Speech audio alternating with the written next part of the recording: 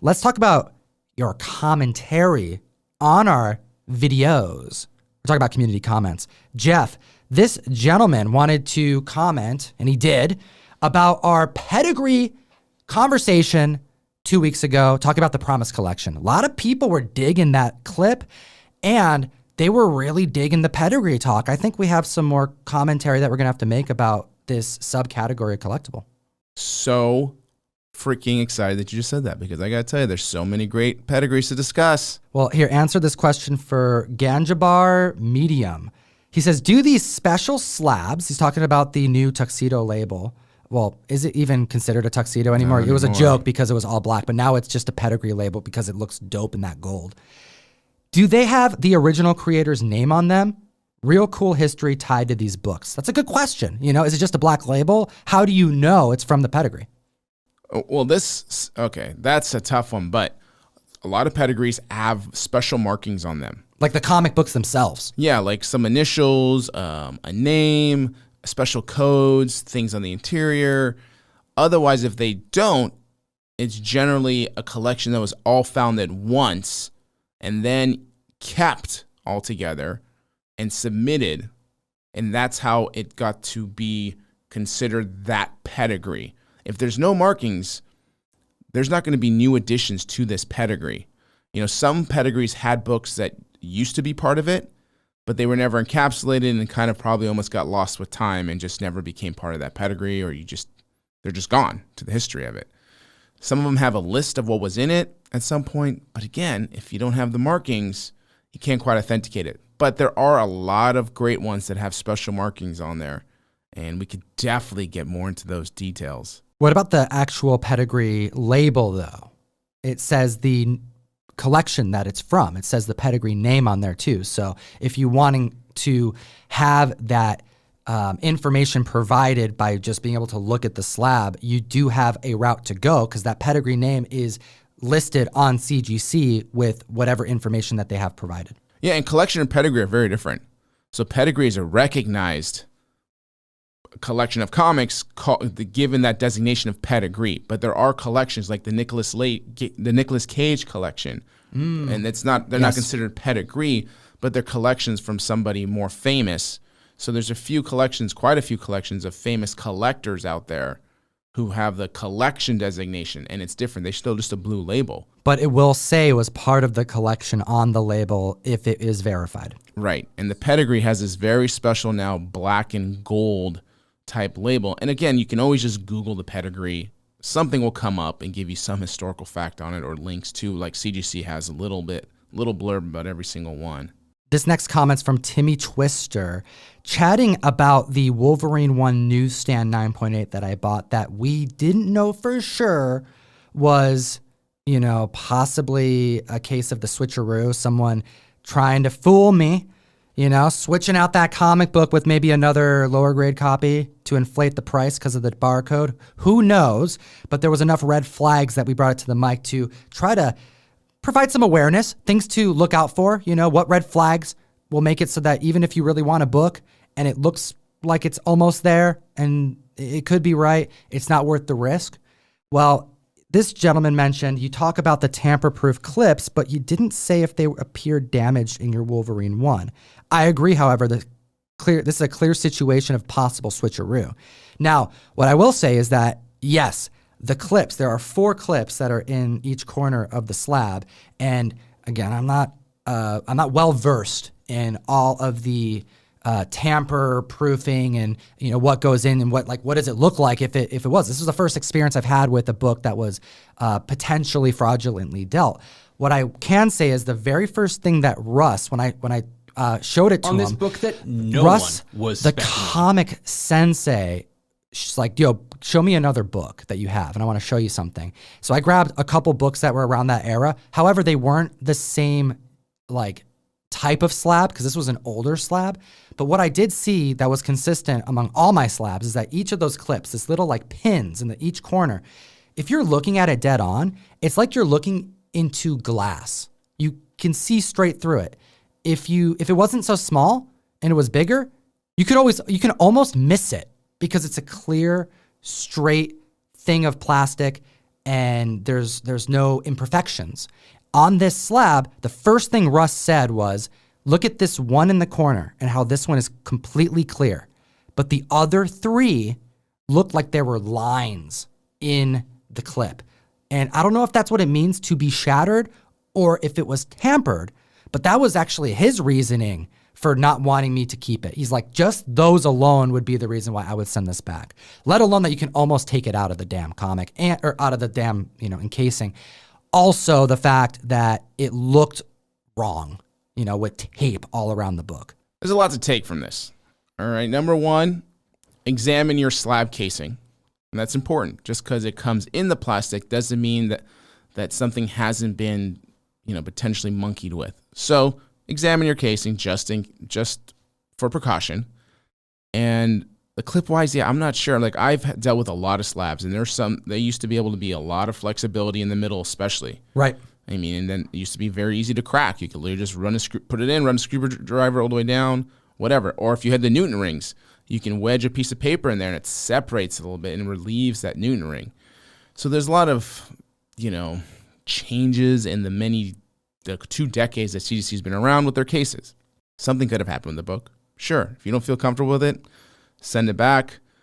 Whether there's some fractures around that plastic to mean that it was broken or not, I don't know. I've never made that much of an examination. I've cracked out a lot of books, and sometimes I've popped them, I thought no problem, but I never really clearly checked the really difference. Tough. So I have a lot of slabs that are still kind of older. I might have to go back and take a hard look at them. Yo, I have a comment from Cooper Hoover. He wants some advice. I like this type of question here, like comment in the comment section. Maybe if members have a question about a specific deal or something, I can bring it to the mic and get some specialists to throw their 2 cents in, So here, let's take a look at what he has to say, and I would love to hear your thoughts on this. It's a very interesting one. It's kind of like a what would you do in this situation. WWJD, what would Jeff do? Okay, here we go. Hey guys, I don't know what I should do. I have a Spider-Man and His Amazing Friends #1 CGC 9.8 newsstand. Here's the question. This book was sent from CGC and you can see spine ticks all over the book. It's not a 9.8.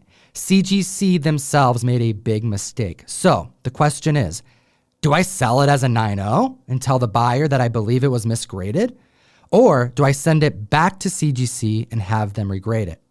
I can't sell it at a 9.8. I just can't.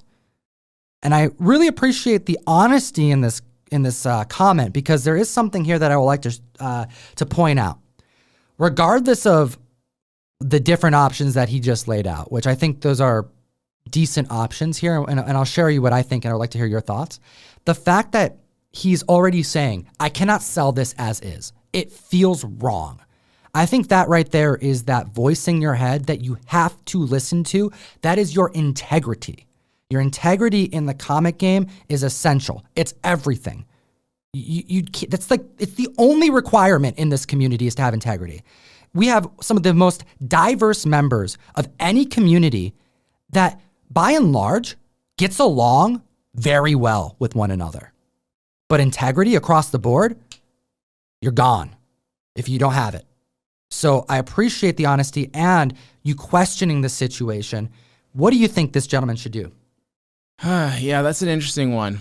And this isn't like, yo, I have a 9.8 and there's a scuff and I have a stick. He said there's spine ticks all over it. He thinks it should be minimum a grade point lower. Yeah, I if I'm in his position, this is what I do. I contact CGC. I let him know. Okay. I don't want to A, sell it as is, and B, I don't want to have to pay for it again to be reholdered. Okay. I'd like to contact CGC, talk to the customer service. They're generally really nice there. Customer service They're is awesome, really man. Great. So don't get me wrong. You can always contact them and just have these conversations. And I would ask them to just regrade the book. That's all you can really do. Hey, take a look at this. And they would appreciate that. If something came out wrong as a 9.8 and it doesn't stand up to the 9.8 grading criteria and there was an error, they want that to be fixed. They do. So sending that in to have it and granted, it is more of a waste of your time, and I get it. But if you want that accurate grade, you got to go through these steps, and you have to do that. So I would just probably submit it again. Can you please check this out and have it regraded? If it comes back a 9.8 again, then it's a 9.8. Maybe it's not a 9.8 to you because of some spine ticks, but the razor sharp corners make up for it. The line and the alignment, the other aspects that they judge. So I don't know. That's what I would do. I would just have them regrade it. I would reach out. I would do the same thing. The last thing I would want is to have to risk someone not reading your description. It happens a lot on eBay. You don't want to risk selling this to someone and having them expect a 9.8 and miss this information. And then worst case scenario, it starts going off into the ether, that this book starts training more hands. You don't want to add to the problem by continuing the movement of where this book is going to be going, especially if you're going to sell it. And yeah, reach out to CGC, get them to regrade it. And I bet if they do and there's a problem, they'll probably take care of you. I hear it a lot that they do fix their mistakes when they're made. They've definitely fixed my mistakes. So I appreciate the question. Thanks for bringing it to the table. All right, next one is in reference to your FOMO that you experienced at Target. Members may remember that during our conversation about FOMO, you brought up your experience of FOMO in the mainstream, nothing to do with comic books. There were some cards that people were waiting in line to get at Target, and you were compelled to add your name to the list just to see if you can get what other people were getting, not even knowing what they were speccing on. This member, Captain Dadpool, I like that name, had this to say. And that's why Target is no longer selling cards, LOL. For those of you who don't know, just after the filming of that podcast, The Guardian posted this news article, U.S. Target stores to stop selling Pokemon cards after rising value prompts threats to staff. The dramatic rise in the resale value of the cards prompted a fight in Wisconsin during which a man pulled a gun, ruining it for everyone involved. It is crazy what people will do for some damn Pokemon cards. Yeah, and sports cards in general. It's funny because I literally was telling my son, hey, kiddo, if you want to maybe start working a little bit of a hustle, let's go Fridays down there and you can buy some cards and maybe you get yourself how to run a little bit of your own private business and buy and sell some things. Boy, I went in there with him on a Friday. Sure enough, there was signage everywhere. This was just a few weeks later, all right, saying we are no longer selling these items. And it was just okay, there we go. And you know what's even more crazy? And it's not the kids' fault. Right. It's the freaking adults who cannot act like adults.